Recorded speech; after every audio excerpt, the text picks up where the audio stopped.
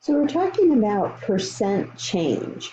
So what we're trying to find is, you used to pay, $5,000 in taxes. Now you're paying $10,000 in tax. What is the percent of the change? And so what you do is you take the new amount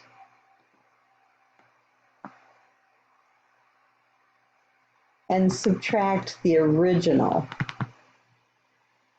amount.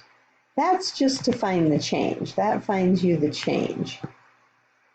So, in my example, you take 10,000, subtract 5,000, so 5,000 would be the amount of change. That would be the actual increase in your taxes. Now, you're going to take the change that you got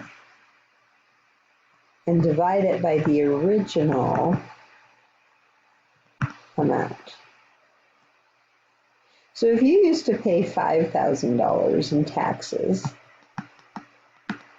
and now you're paying $10,000 in taxes, well, you can say, well, it doubled, but what's the percent change? So you'd take 10,000 and subtract 5,000. The change would be, it's an actual change of $5,000, and you would divide it by the original amount. Now, what's 5,000 divided by 1,000? 1, right? Well, what is that as a percent? Well, here's the decimal, move 2 places. That's 100%. So the change was 100%. Maybe that makes some sense. I was just pulling numbers out of the air. Okay, let's do an actual problem now. Find the percent change, and then in parentheses it says round to the nearest tenth of a percent. So we want to remember that. In 2011, the IRS increased the deductible mileage cost to 55.5 cents from 51 cents. So it used to be, so the original, this would be the original amount, and this is the new amount. So if I find the change, then that's going to be 55.5 minus 51. And that's decimal work, so you could write 55.5, or not divided by. I was trying to write it like you would do the subtraction. You can put 0.0 if you want. 5, 4. Okay, so the amount of change was 4.5 cents. That's the change. And now we're trying to figure out the percentage.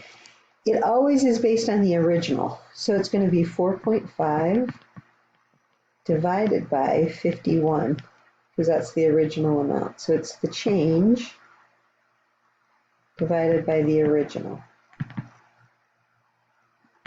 Okay, and then I would just get a calculator. If we could grab my calculator real quick, turn that on. 4.5 divided by 51. This is going to give me a decimal, and it gives me a decimal like something. That means approximately, the little wavy lines, 0.0882335, and then it goes on a little bit longer, but that's enough. So we're supposed to round to the nearest tenth of a percent. Well, to change this decimal number to a percent, I've got to go 2 places.